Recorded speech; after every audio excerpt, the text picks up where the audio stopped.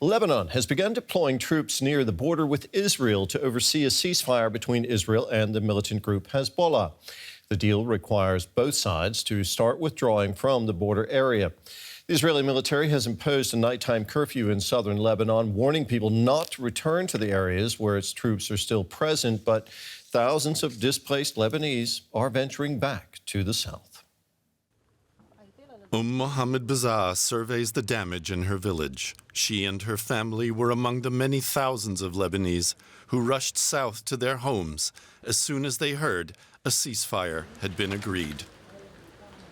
We were in Beirut, but even if they gave me a castle in Beirut, I wouldn't give up my house here.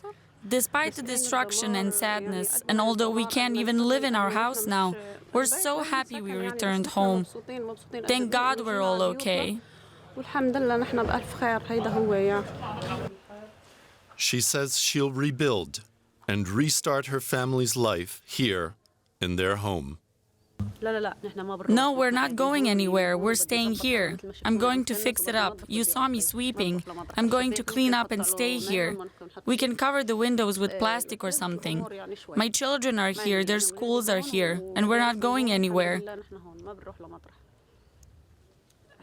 We feel like our soul has returned. The Lebanese army has been returning to the area after Hezbollah moved its heavy weapons north under the terms of the truce. Nearly 1 million Lebanese fled their homes. Malak Klait reunited with relatives in their village. This was not the way she imagined her homecoming. We never expected to return and find Kana like this. We thought we'd come back and find everything as it was, and that we'd return to our homes and see our loved ones. But we lost a lot of people. We lost so many people we love. And so many people we love lost their homes. With their former lives devastated by months of full-scale bombardment, for many people here, it's very hard to see this as a first ray of hope. Let's go straight to journalist Stella Mena now, who is in Beirut. Stella, the Lebanese military is deploying troops to the country's south as part of the ceasefire deal. Does Lebanon's army have the capabilities to enforce the ceasefire? Well, this is what people here are wondering as well, and this is what we are about to find out in the next 60 days. Of course, if you compare the Lebanese army to Hezbollah, it is quite clear that it lacks strength. The Lebanese state is bankrupt, and this really shows also in the Lebanese army, which only has around 65,000 soldiers. It is very lightly armed, and due to the crisis, it happened quite often that the army was not really able to pay soldiers a proper salary. But this doesn't automatically mean that the task the Lebanese army now has is about to fail. The Lebanese army is working alongside with the UN peacekeeping troops in the south, as they have worked together before. And it also depends a little bit on the financial aid that the Lebanese army is now receiving. We've already heard from countries, for example, like Cyprus, that they want to support the Lebanese army. We also know from Joseph Borrell that the European countries, the EU, wants to continue its financial aid for the Lebanese army. And it also depends a little bit on Hezbollah, if they are sticking to the ceasefire and if they are accepting the presence of the Lebanese army in the region south of Litani. Now, the fighting there has destroyed livelihoods and homes, infrastructure. What are you hearing about possible efforts to begin reconstructing? What we've seen yesterday is that some people who went back to their houses already started cleaning away the rubble. But of course, the rebuilding process is very costly and has to do much more, as a lot of infrastructure is destroyed as well, like streets, but also water and electricity facilities. And the question really is, who is going to pay for this? Because the Lebanese state is bankrupt. It doesn't really have the money, and I don't really see the Lebanese state paying for this, and we cannot really really accept or expect a national campaign. What I personally think is going to happen is something similar than after the Beirut blast, that the rebuilding process will mainly be taken care of by private initiatives and NGOs. It could also be possible that other states might step in and pay for the process as they have done after previous wars, or international organizations. We already heard from UNICEF that they want to be part of this, that they want to facilitate expertise when it comes to rebuilding water infrastructure and schools for children. Stella, thank you very much. That was DW correspondent Stella Mena in Beirut. Meanwhile, across the border in northern Israel, an estimated 60,000 residents fled their homes over the past 14 months to escape relentless rocket fire from Hezbollah. With a ceasefire in effect, many are hoping to return home. But as DW's Emily Gordine reports, not everyone is convinced of their safety. It's been over 6 months since Liav Sanka last saw his home on Israel's northern border.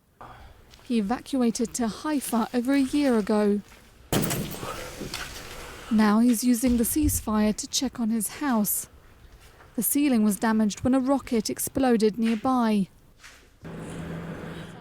Standing on his porch, he's only a few hundred meters from Lebanon. I want to return in the near future, as soon as possible, but not with the ceasefire, because eventually Hezbollah will return and fire rockets at us. Many residents of Israel's north share that distrust of the agreement. Shlomi is one of many towns and villages along the border that remain deserted. Residents fear that Hezbollah could rebuild its capabilities and eventually launch an attack, similar to the one led by Hamas on October 7th last year. Local leaders across the north have slammed the ceasefire deal, saying it's not enough to restore safety and to encourage residents to return to their homes. In the nearby city of Nahariya, a moment of calm has followed the daily threat of rockets. Residents here didn't have to evacuate, even though the city has been in the line of fire for months. Here too, skepticism about the ceasefire prevails. It's good that we can sleep, Laila, but we don't believe that it is the end of this crisis. Big mistake, the ceasefire. Big mistake. We are strong, we have army. We're not afraid of anybody here in Lebanon.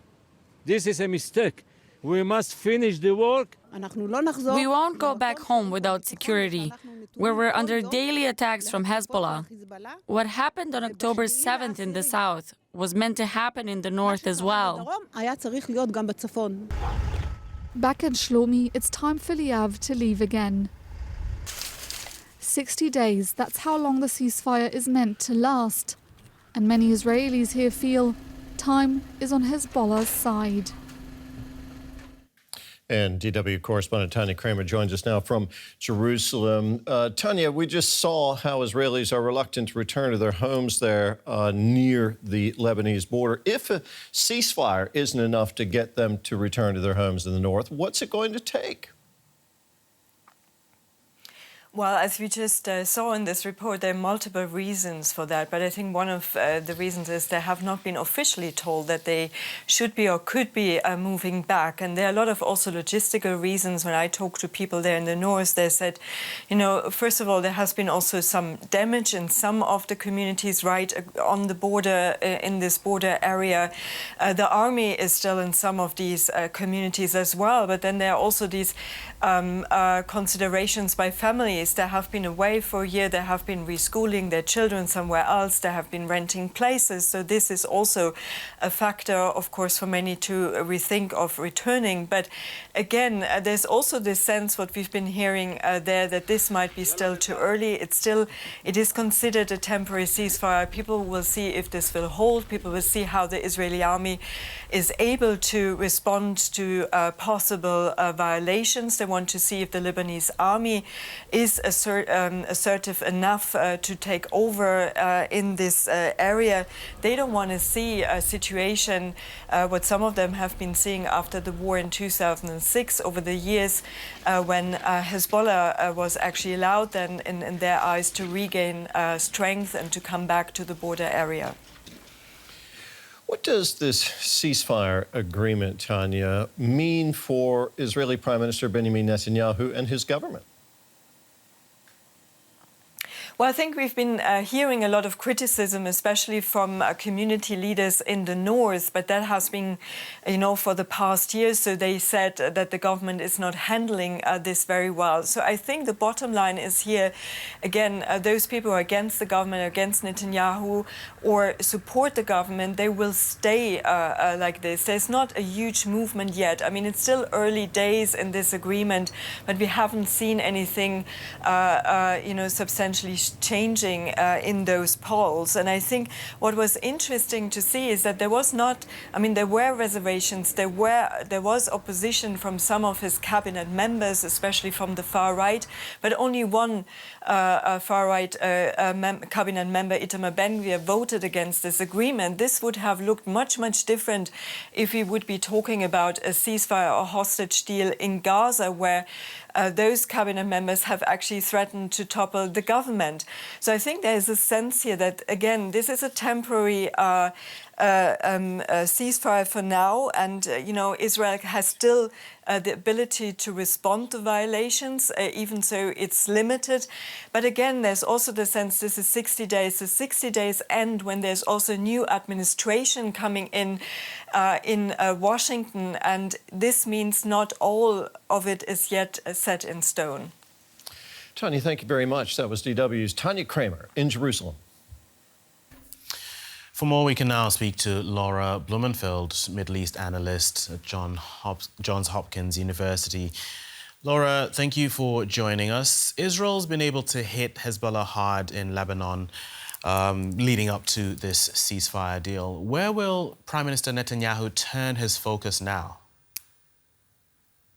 Well, I think that, first of all, he feels like he's reestablished his deterrence, which was the most important thing after October 7th. It was not so much an issue of not being strong, it was an issue of not being smart, right? It was an intelligence failure. And the victory, what he considers a victory now in Lebanon, was an intelligence coup, the way that he was able to decapitate the leadership of Hezbollah and also have the pager attack, the beepers, and then really strike at 70% of their arsenal has now been decimated in Lebanon. Now he can say he can focus on his number one priority, which has always been Iran. He's been saying that for decades, whether that's striking at the proxies, perhaps in Iraq, or even the Houthis, and then finishing the job, as President Trump instructed him to do, down in Gaza, finishing off Hamas. He's got a January 20th deadline by the incoming U.S. president, who doesn't want to see wars on his watch. President Trump has talked about being the president of peace. He wants to grow the peace. So between now and January 20th, which is the inauguration date, we'd like to shrink the wars, according to the United States. And within that period, President Joe Biden is saying he'll try and push afresh for a ceasefire in Gaza.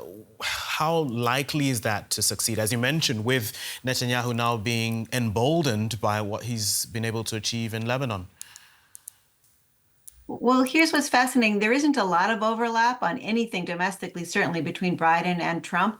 And also on the foreign stage, we see how they differ on Ukraine. But they do agree on the Middle East, which is to wind down the wars and to move toward our original goals, which was for regional integration and prosperity. So yes, President Biden was on the phone with Prime Minister Netanyahu, telling him to seize the opportunity now that Hamas stands alone. They no longer have the sort of ring of fire that was backing them up, and to reach a ceasefire deal, even if it's just a partial deal, to release some of those hostages, to bring them home. After all, that is goal number one, to bring the Israeli citizens who've been displaced from their communities and in the north back to their houses, and to bring the hostages who were torn from their beds over a year ago back to their homes.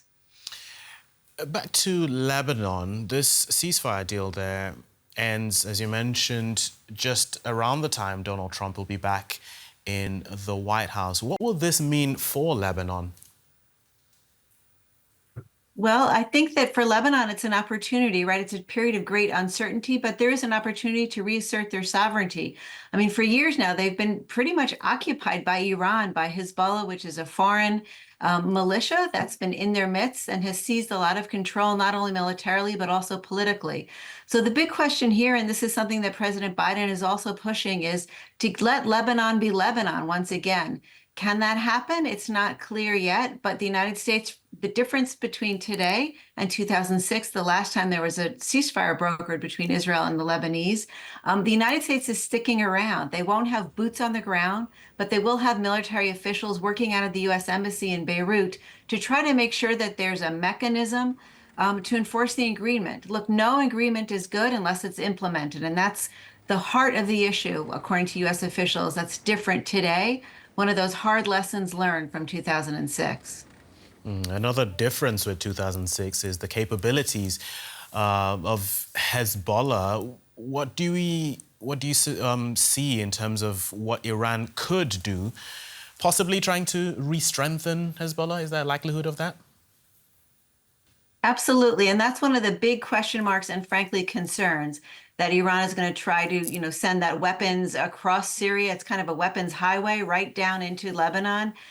Israel would like to reserve the right to sort of bomb and take immediate action rather than allowing it to build up to another big war, but to have these kind of strikes as they come along to enforce, to keep them from rearming. That is one of the big concerns that isn't really worked out. And the devil is in those details to see how it works.